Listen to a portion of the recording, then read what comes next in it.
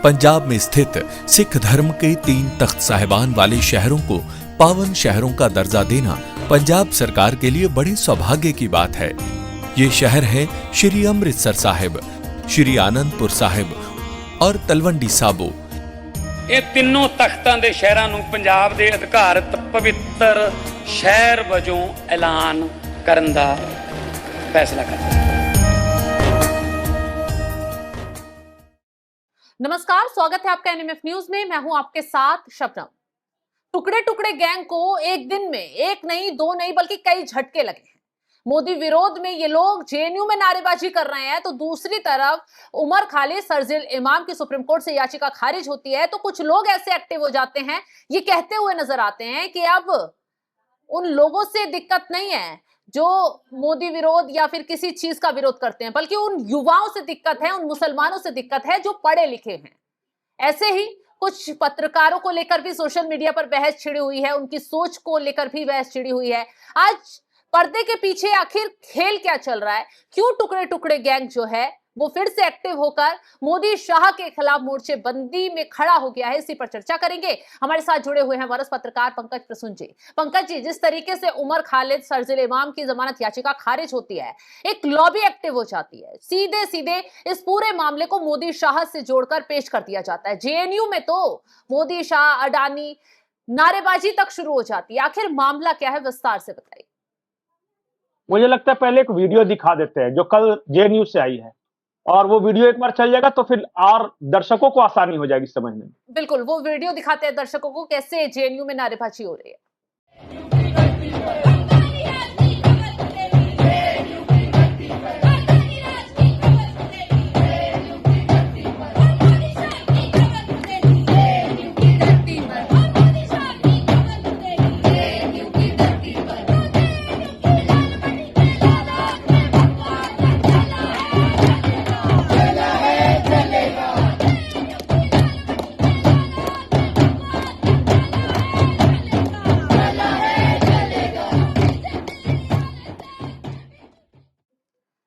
तो खुलेआम मोदी शाह अडानी को निशाना इन तस्वीरों में बनाया जा रहा है, नारेबाजी की जा रही है। आखिर मामला कहां से क्यों शुरू हुआ? ये जेएनयू वाला जो वीडियो है इसके बारे में थोड़ा सा बता देता हूं। जेएनयू प्रशासन ने एक नया सिस्टम लागू किया है कि जब आप लाइब्रेरी में एंटर करेंगे ना, तो वहां फेशियल रिकॉग्निशन आपको करना पड़ेगा। आपका चेहरा वहां देख लेगा, स्कैन करेगा, छात्र होंगे तो अंदर जाने देगा। ये इसके विरोध में ये छात्र आए थे। तो ये क्या और विरोध करते नहीं, ये जेएनयू प्रशासन का फैसला था, लेकिन ये नारेबाजी कर रहे हैं कि मोदी तेरी कब्र खुदेगी, और अमित शाह तेरी कब्र खुदेगी, और अंबानी तेरी कब्र खुदेगी, और अडानी तेरी कब्र खुदेगी। और मैं बार बार ये सोच रहा था कि यार लाइब्रेरी में फेशियल रिकॉग्निशन सिस्टम से इन लोगों का क्या मतलब है। तो इसलिए मैं बार बार बोलता हूं, दे आर ब्रेन वॉश्ड। इनको कोई मतलब नहीं, इनके घर में दलिया नहीं बनती है तभी ये मोदी की कब्र खोदते हैं। इनके पता चला कि इनकी जिस दिन मतलब नहाने का पानी नहीं आता, उस दिन अडानी को गाली देते हैं। ये है सिस्टम इनका। और ये कल रात की ये तस्वीर है, आपने देख ली। और क्या किसी देश के प्रधानमंत्री के बारे में खुलेआम इस तरह डफलिया बजा बजा कर तो मेरी कब्र खोद देंगे, मारेंगे।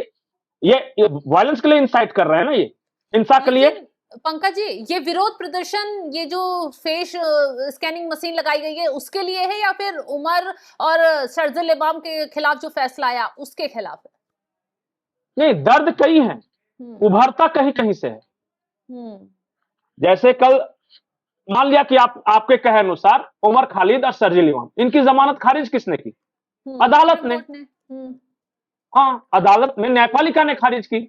इससे मोदी की कब्र किस बात के लिए खोदेंगे और अडानी अंबानी की कब्र क्यों खोदेंगे? क्या मतलब है इसका? अगर शर्जील इमाम और उमर खालिद के बारे में भी है तो न्यायपालिका ने किया है वो फैसला। लेकिन इसमें सरकार और वो 2 कारोबारी आदमी हैं, उनकी कब्र क्यों खोद रहे हैं? कोई लॉजिक नहीं, कोई लॉजिक नहीं। और इनका दावा यह है कि ये भारत में सबसे ज्यादा पढ़े लिखे लोग हैं। अब मैं बता रहा था जो कहानी उमर खालिद वाला, उमर खालिद के पिताजी क्या हैं आपको पता है? क्या है उनके पिताजी? क्या है? जमाते इस्लामी इंडिया के बोर्ड के सदस्य हैं, अच्छा। हाईएस्ट, हम्म। और वो सिमी से जुड़े रहे। अच्छा। वो आदमी की पहुंच इतनी है कि भारत के तमाम महंगे वकील आज उसके बेटे के लिए लड़ रहे हैं। हाँ, आपको मैं क्या लिस्ट लगता है? देख रही कपिल थी, सिब्बल, कपिल सिब्बल से लेकर बड़े बड़े वकील इन लोगों के प्रशांत केस लड़ रहे भूषण, हैं। बताइए आपको क्या लगता है? इतने मजबूत वकीलों की लॉबी, हाँ। जो जिनका दावा है कि वो न्यायपालिका को हिला डालते हैं, वो लड़ रहे हैं। आपको लगता है कि इसके पक्ष में बहस नहीं किए होंगे वो? लेकिन सबूत इतने पुख्ते हैं कि जमानत नहीं मिल रही, क्योंकि इसके वीडियो एविडेंस है जिसमें वो कह रहा है कि नॉर्थ ईस्ट को काटेंगे। तर्जिल इमाम, वीडियो एविडेंस है। वो दर्शकों को बिल्कुल। एक बार वीडियो भी सुनवा देते हैं, जिसके लिए इन टुकड़े टुकड़े गैंग का दर्द बाहर निकल रहा है, वो क्या कुछ साजिश रचते हुए नजर आते हैं, सुनवाते हैं दर्शकों।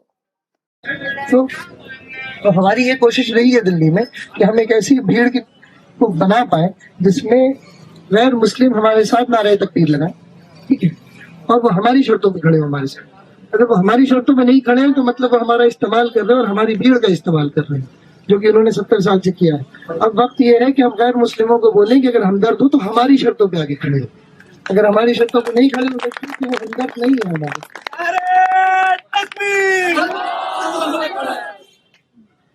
तो एक तो चीज ये है।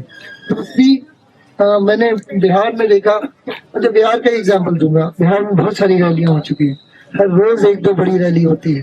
आप वो कन्हैया वाली रैली देख लीजिए, 5 लाख लोग थे उसमें रैलिया में।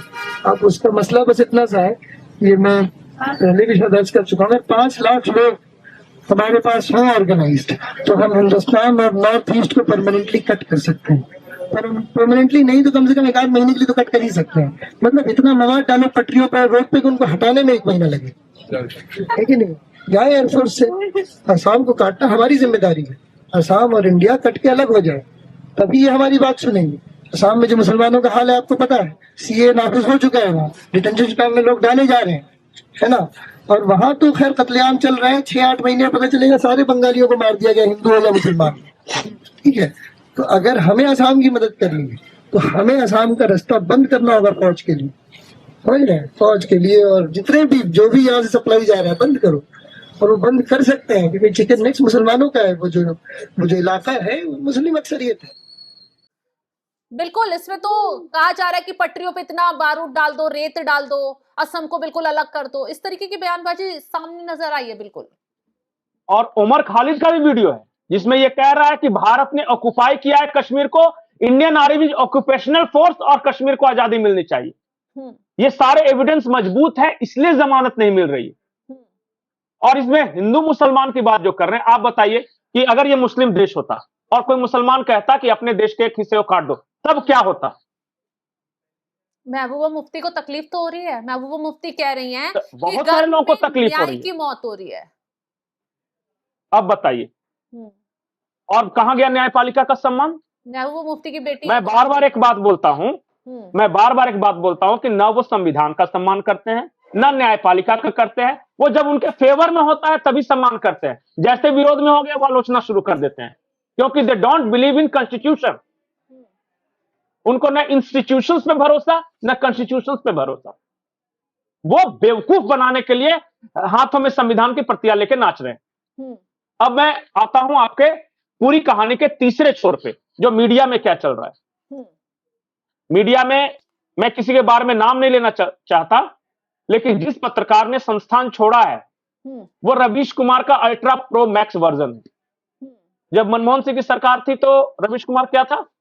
प्रधानमंत्री के साथ जा रहा है, लोग सुन रहे हैं, हिंदी बहुत अच्छी है उसकी, क्या लच्छेदार हिंदी बोलता था। मैं भी इंप्रेस की, हिंदी होनी चाहिए तो रवीश कुमार की तरह होनी चाहिए। एक्सेस किसी मंत्रालय में, किसी मंत्री के साथ, नोबेल पीस प्राइज के साथ, सब कुछ चल रहा है, जलवा चल रहा है। सरकार बदली, सिस्टम बदला संस्थान का, रवीश कुमार बाहर। इसलिए मैं बार बार बोलता हूं कि किसी भी पत्रकार को यह वहम नहीं पाल देना चाहिए कि आप ही चेहरा हो, आपकी वजह से कोई संस्थान चल रहा है। अरे जो टीवी टुडे ग्रुप की बात कर रहे हैं, वहां प्रभु चावला से लेके कितने बड़े बड़े आए और कितने गए। आपका पैर जूते में फिट होना चाहिए, आप जूता को अपना मत समझिए।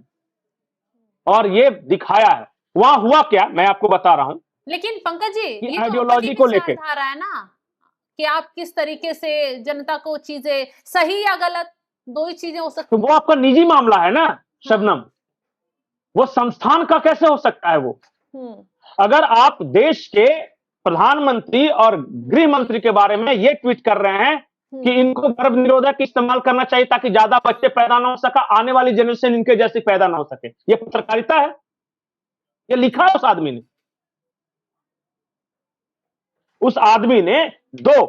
मतलब जाकिर नायक के दूसरे वर्जन को लॉन्च करने की कोशिश की अपना प्लेटफॉर्म देके, 2 मुसलमानों को बैठा लिया और बहस करा रहे कि ईश्वर है कि नहीं। अगर 2 मुसलमान है तो अल्लाह है कि नहीं, इस पे बहस करा लेता। नहीं तो क्योंकि दोनों तो एक ही अलग अलग सोच के थे ना। तो सोच है। अच्छा बताइए, ये मुसलमान फैसला करेगा कि ईश्वर है कि नहीं? वो अल्लाह के बारे में डिस्कशन क्यों नहीं किया जब दोनों मुस्लिम थे तो? और द बोथ आर प्रैक्टिसिंग मुस्लिम। उसने वो नैरेटिव वॉरफेयर है जिसमें दिखाया जाता है कि एक लिबरल है, दूसरा हार्डलाइनर है, और देखिए कैसे काट रहा है वो गलती थी, ये गलती रिकॉग्नाइज की गई, एक कारण वो भी बना। कुंभ में उसी के चैनल के पत्रकार, वो भी घोर वामपंथी, वो भी इसी तरह का आदमी, वो कुंभ में जाकर भगदड़ दिखा रहा है। समझ में नहीं आ रहा है। उससे जुड़े हुए लोग क्यों उस संस्थान में सारे कर्मचारी थे? लेकिन ये कभी क्यों नहीं सोचा? ये भी उठ रहा है कि अगर आप राइट की तरफ बोलोगे तो आप ठीक हो, लेफ्ट की तरफ बोलोगे तो आप सवालों के घेरे में आ जाओगे, इसीलिए चर्चा का विषय सोशल मीडिया पर बने हुए हैं।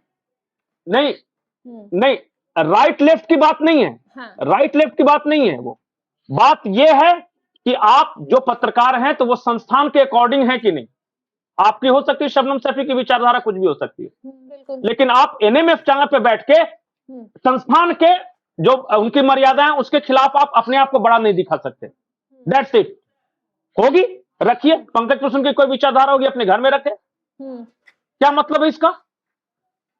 नौकरी जाएगी, अब वही गई है।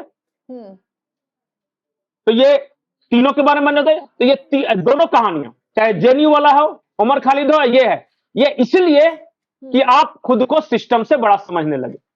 चलिए, बिल्कुल सही कहा। ये हुआ कि कैसे एक पक्ष की विचारधारा पर सवाल उठ रहे हैं, उन्हें घेरा जा रहा है, उसके लिए फिर वो गलत। हाँ। फिर गलत। मैं कह रहा हूं कि आपकी विचारधारा हो, अपने घर में रखो उस विचारधारा को। संस्थान में काम कर रहे हो तो संस्थान के अकॉर्डिंग चलना होगा, और देश में रह रहे हो तो देश के संविधान को मानना होगा। ऐसा नहीं कि भारत में रह रहे हैं, थोड़ी ना काम कर रहे हैं पंकज जी। जेएनयू वाले उमर खालिद संस्थान में थोड़ी है, सर्जिल इमाम नहीं, उमर खालिद के बारे में बोल रहा था, आपने काट दिया। उमर खालिद के बारे में कह रहा था कि अगर देश में रह रहे हो तो देश के सिस्टम से चलना होगा। ये नहीं कि भारत के संविधान को नहीं मानेंगे और यहां रहेंगे भारत में और कहेंगे कि शरिया लागू होना चाहिए, नहीं चलेगा। चलिए, भारत में रह रहे हैं और कह रहे हैं कि कश्मीर को अलग कर दो और नॉर्थ ईस्ट को अलग कर दो, नहीं चलेगा। सजा मिलेगी और मिलनी भी चाहिए। होंगे आप अपने घर के मुसलमान, अपने पास रखो, देश को इससे क्या मतलब है? आप कश्मीर को अलग करने के लिए बोल दोगे और नॉर्थ ईस्ट को अलग करने के लिए बोल दोगे और अपने पक्ष में इस तरह के लोगों को खड़े कर दोगे और सरकार झुक जाएगी ताकि वो देश के टुकड़े होने दे। चलिए, वो आपकी पर्सनल चॉइस है। इस्लाम आपकी पर्सनल चॉइस है, विचारधारा आपकी पर्सनल चीज है, देश से बड़ा कुछ नहीं। और ये बात हर किसी को अपने जहन में बैठा लेनी चाहिए कि कंट्री से बड़ा कुछ नहीं होता है, और जिस समाज में रहते हैं वहां पे उस समाज से बड़ा कुछ नहीं होता है, जिस संस्थान में रहते उस संस्थान से बड़ा कुछ नहीं होता है। आपके व्यक्तिगत विष से देश नहीं चलता। सुप्रीम कोर्ट से जमानत थोड़ी मिली है, सुप्रीम कोर्ट ने खारिज कर दी ना याचिका, और इसी चढ़ा के मार देना चाहिए इन लोगों को।